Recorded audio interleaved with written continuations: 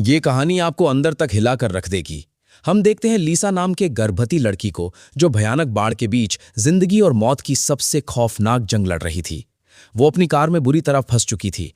चारों तरफ सिर्फ पानी ही पानी था और हर गुजरते पल के साथ जलस्तर बढ़ता जा रहा था। दूर दूर तक मदद की कोई उम्मीद नजर नहीं आ रही थी। कई घंटों बाद उसे दो आदमी दिखाई दिए। लीसा की चीखें सुनकर उनमें से एक बिना समय गवाए पानी में कूद पड़ा। वो किसी तरह कार तक पहुंचा और दरवाजा खोलने की कोशिश करने लगा, लेकिन दरवाजा पूरी तरह जाम हो चुका था। घबराइए मत, हम आपको यहां से निकाल लेंगे, उसने हिम्मत देते हुए कहा। फिर उसने अपने दोस्त को आवाज लगाई, जल्दी बड़ा वाला कटर लेकर आओ। हाथों में कटर लिए वो तेजी से पानी में उतर गया, लेकिन किसी को अंदाजा नहीं था कि यह उसका आखिरी कदम साबित होने वाला था। दोस्त को अचानक गायब होते देख उसके होश उड़ गए। उसे बिल्कुल अंदाजा नहीं था कि बाढ़ के पानी में खूंखार शार्क घूम रही थी। जैसे ही वो कुछ कदम आगे बढ़ा, उसकी रूह कांप उठी। एक विशाल शार्क उसके दोस्त को जबड़ों में दबोचकर घसीटती हुई ले जा रही थी। छत पर खड़ी डकोटा जोर जोर से चिल्ला रही थी, पीछे हटो, वहां मत जाओ। लेकिन तब तक बहुत देर हो चुकी थी। आदमी कुछ समझ पाता उससे पहले ही शार्क ने उस पर भी हमला कर दिया और कुछ ही सेकंड में उसे मौत के घाट उतार दिया। अब लीसा पूरी तरह अकेली पड़ चुकी थी।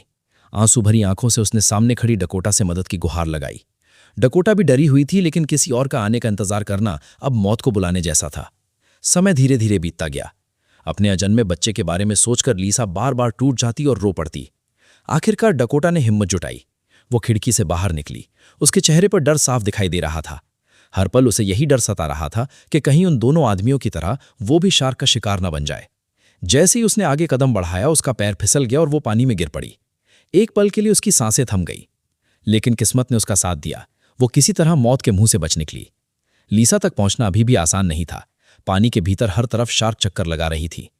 काफी मशक्कत के बाद डकोटा आखिरकार कार तक पहुंच गई। उसने बिना एक सेकंड गवाए चाकू निकाला और कार की छत को काटना शुरू कर दिया। एक एक करके उसने फंसी हुई लकड़ियां हटाईं और आखिरकार लीसा को कार से बाहर निकाल लिया। दोनों ने राहत की सांस ली, लेकिन उनकी असली परीक्षा अभी बाकी थी। लीसा के पेट में तेज दर्द शुरू हो चुका था। बच्चे के जन्म का समय नजदीक आ रहा था।